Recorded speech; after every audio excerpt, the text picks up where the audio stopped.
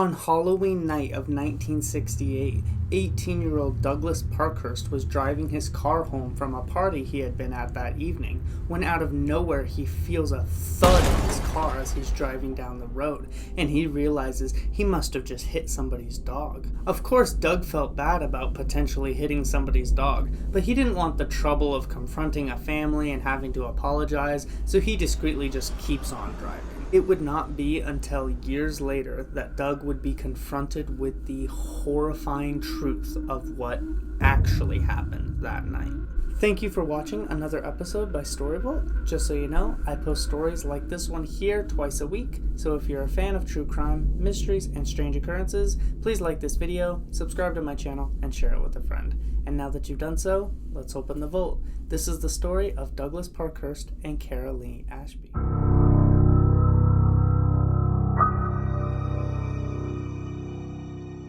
To give you guys a full picture of the Douglas Parkhurst story, I must first focus in on a quiet evening in the Ashbury family home. The Ashburys were a small family living in a town called Fulton, which is upstate New York.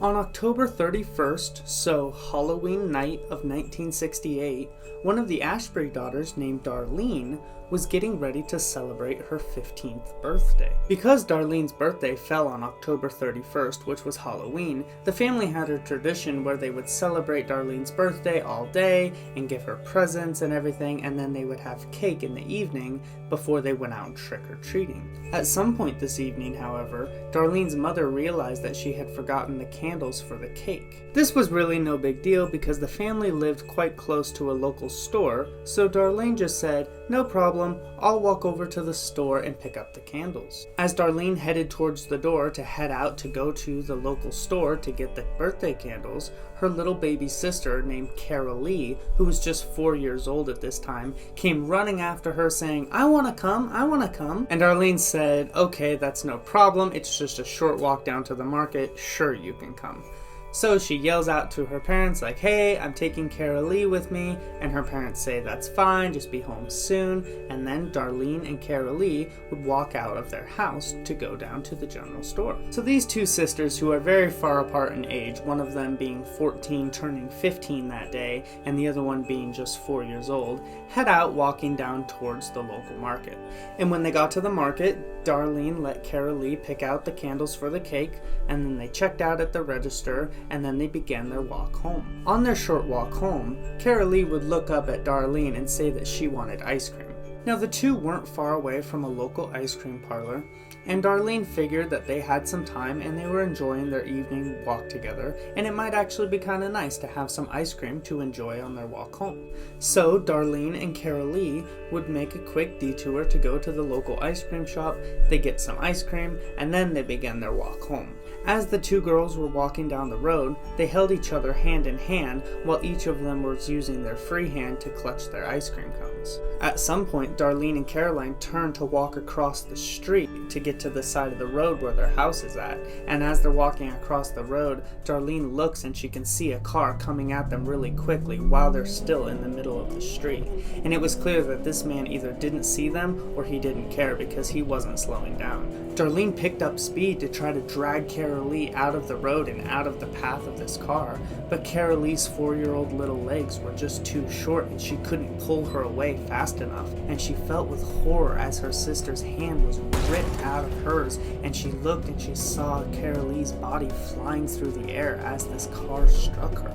This oncoming car had struck little Kara Lee's body and sent her flying more than 130 feet through the air, where she landed and rolled to the side of the road, completely lifeless. For a few seconds after the accident, Darlene just stands there in shock, unable to process what had just happened to her sister, and she looks and she sees the car that had just struck Kara Lee is driving off into the night. Whoever was driving the car was not stopping or even slowing down to see what he had just hit. Unfortunately, neither Darlene nor any of the other bystanders were able to identify the license plate number of the car that had struck Kara Lee because the light was going dim and the car just drove off too quickly.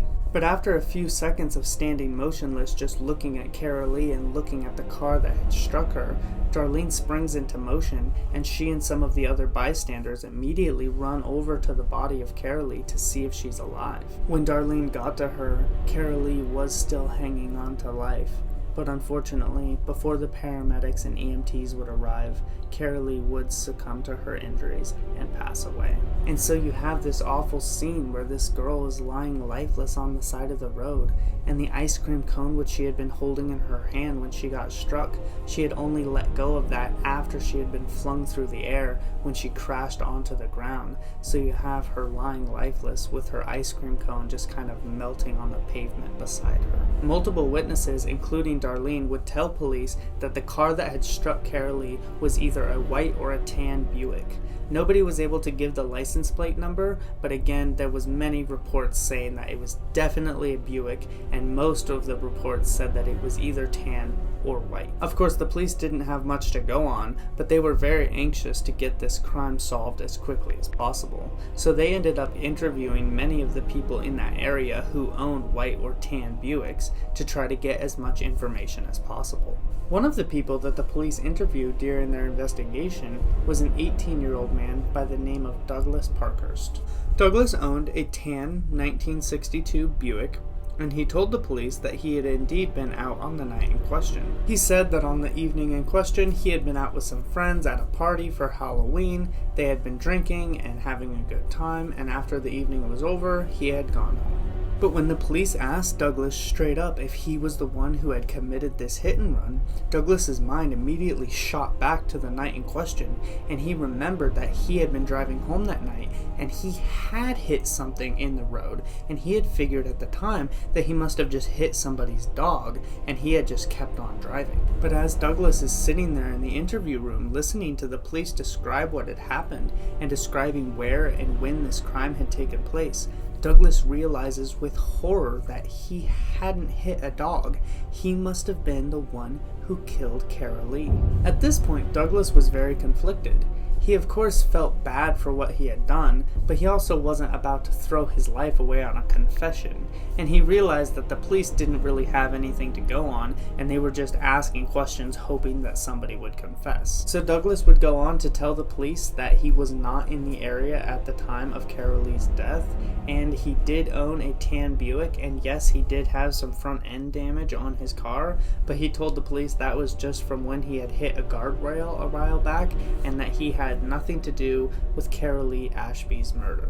And satisfied with Douglas's answers, the police would ultimately let him go with no further questions. Meanwhile, the Ashby family is crushed by what had happened to Carolee. Darlene would say that she was unable to celebrate Halloween or even her birthday with any kind of joy, because every time she would buy cake and candles and get ice cream, she would think about her baby sister and the violent way in which she had been ripped from her.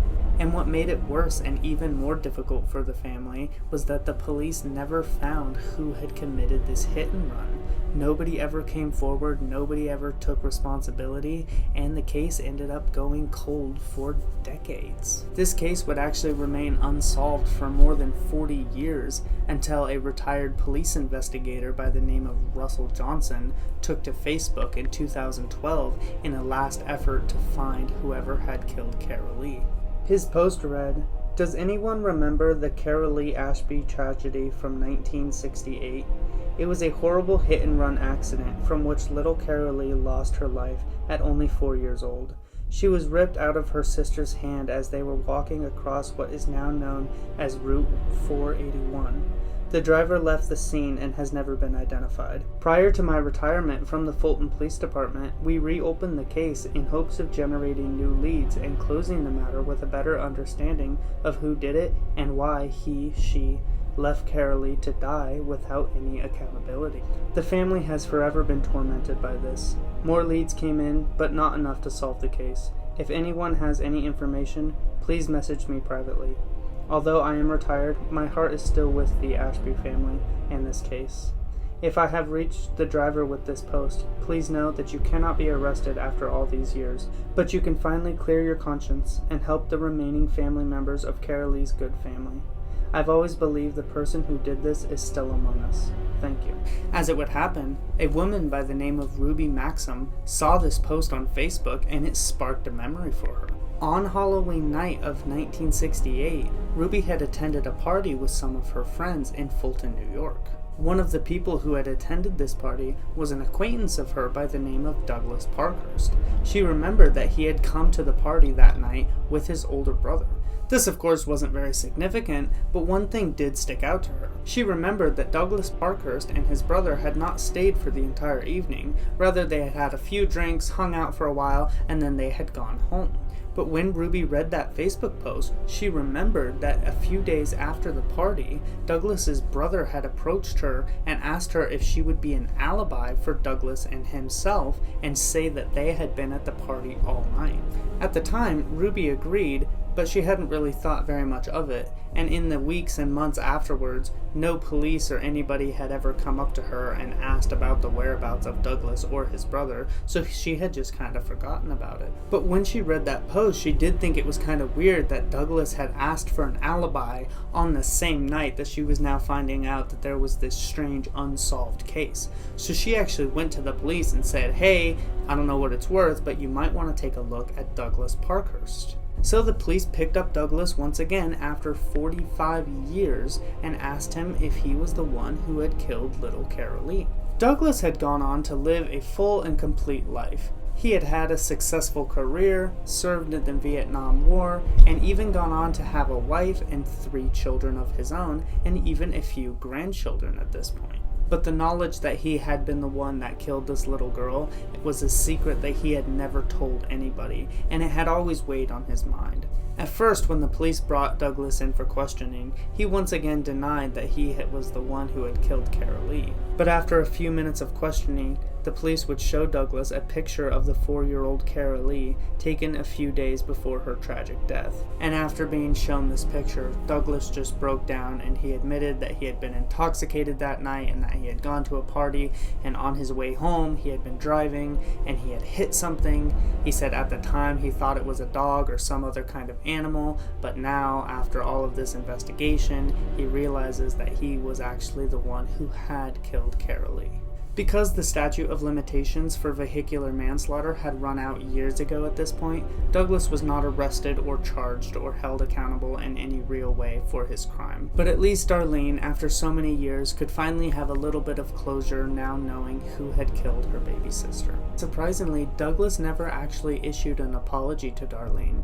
I guess he figured that the reality of actually meeting Darlene, this woman whose life he had changed so drastically, would just be too difficult for him. So while it might seem like this story is at an end, believe me, it is not. After confessing his crimes and never being held accountable for them, Douglas would go on to continue his life in the town of Stanford in the state of Maine, now as a successful and retired man. 5 years later, on a spring day in 2018, Douglas was attending a Little League baseball game with one of his grandchildren, when all of a sudden Douglas looked out at the baseball field and he saw that there was a car which had driven onto the baseball field that was covered with children. As soon as he saw this, Douglas's mind sprung into action and he just stood up in the bleachers and said, "I've got to help those kids." So he immediately ran down onto the baseball field, and his goal was to shut the gate of the baseball field so that the person driving the car wouldn't be able to wreak havoc and then just get away like he had done 50 years ago. So Douglas is able to get the gate shut, and then instead of getting off the field, he immediately runs forward and he begins helping get children off of the field out of the pathway of this oncoming car. But in a strange twist of fate, as Douglas was trying to protect these children, he would actually be struck by this car, which didn't stop and didn't slow down when it hit him, and Douglas's body would be flown through the air, where he would land more than 40 feet away, seemingly lifeless, very similar to the way Carol Lee's body had been flung by Douglas more than 50 years earlier. Douglas did, however, manage to protect many of these children, and Douglas would actually be the only person that day who was struck by this car. The police would arrive soon after and arrest the driver of the car, who turned out to be a woman named Carol Sharrow. Though Carol was arrested for this crime, she was never actually formally held accountable or given any jail time because she was actually found to be not criminally liable by reason of insanity. Douglas would ultimately die of his injuries on the way to the hospital, and some might say that justice for Carol Lee Ashby's death was finally served more than 50 years later. So there you have it, guys. Thank you for watching another episode by Storyvolt. Please let me know what you thought of this case down in the comments. Did you see this twist coming? Did it take you by surprise like it took me by surprise? For more stories like this one, go ahead and check out one of these videos here. Don't forget to subscribe. That's it for today. I'll see you next time. But until then, be safe out there.